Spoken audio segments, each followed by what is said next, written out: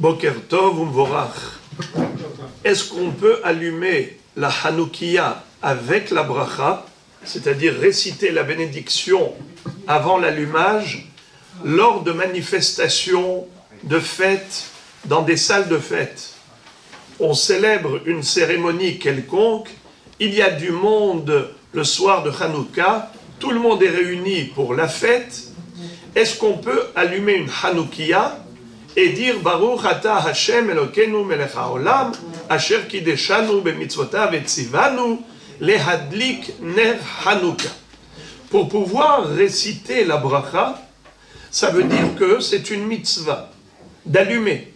Or, nous savons que les Hachamim, quand ils ont institué le devoir de l'allumage, ils l'ont institué où ça? À la maison. Chaque personne doit allumer la Hanoukia chez soi, c'est un devoir, c'est une obligation. Donc, on récite la bénédiction qui montre et qui exprime notre simcha de pouvoir accomplir une mitzvah. On bénit Dieu de nous avoir sanctifiés par ces mitzvot, à condition que ce soit une mitzvah.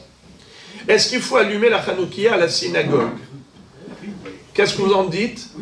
Oui. Est-ce que c'est écrit dans le Talmud? Non. Alors c'est très intéressant cela. Vous imaginez?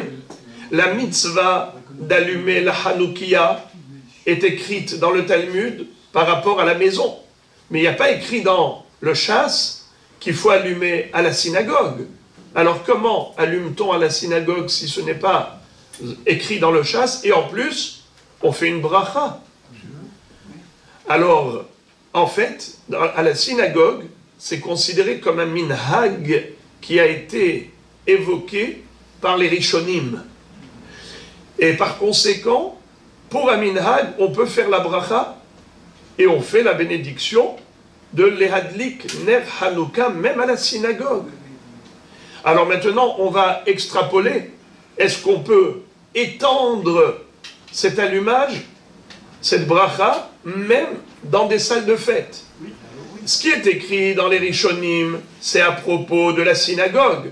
C'est déjà un rajout, c'est déjà un supplément, au-delà de ce qui est écrit dans le Talmud, qui est une obligation. Alors déjà, on a une coutume d'allumer à la synagogue et on récite la bracha pour cette coutume. Mais est-ce qu'on peut se permettre d'allumer n'importe où, dans une salle de fête? On est réunis, ce n'est pas une synagogue, ce n'est pas la maison, tu allumes et tu récites la bracha. Est-ce possible une chose pareille? C'est la question.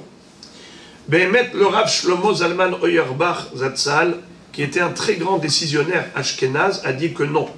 Il dit que c'est interdit de réciter la bracha. Pourquoi?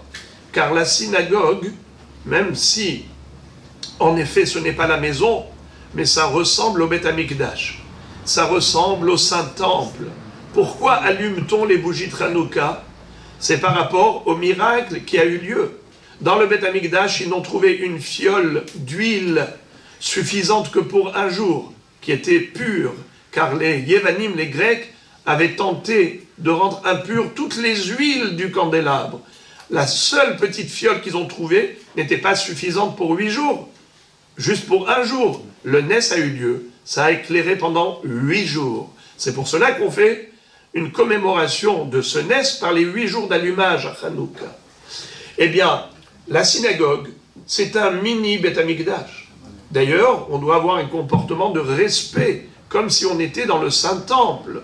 Alors nous dit le Rav, à ce titre-là, le minhag, la coutume d'allumer la Hanoukia en souvenir du Ness de la Ménorah, c'est à la synagogue qui ressemble au Beth Amikdash, mais pas n'importe où. Mais le Rav Ovadia Yosef Zatzal a tranché qu'on peut réciter la bénédiction pour un allumage dans une salle de fête, lors de cérémonies qui réunit beaucoup de monde et qui rassemble un grand public. En effet, on peut allumer la Hanoukia et même réciter la bénédiction au préalable. Et ce, pour quelle raison? Il dit que le Sefer Amirtam, qui est l'un des Rishonim, nous explique la raison de cette coutume, et il dit parce que, premièrement, il y a du Pirsumé Nissa. Qu'est-ce que ça veut dire en araméen, Pirsumé Nissa? La publication du miracle. Étant donné que l'objectif de nos maîtres, c'était de publier le miracle de Hanouka par cet allumage obligatoire dans toutes les maisons juives, à ce titre-là, à la synagogue, tout le monde est réuni, eh bien, c'est une occasion de publier le miracle au sein du grand public. Dans les synagogues, il y a toujours du monde. Voilà pourquoi on a cette coutume d'allumer à la synagogue. Deuxième raison, c'est qu'il y a des gens qui sont de passage, en voyage, qui n'ont pas où allumer. Eh bien, en quelque sorte, c'est leur allumage.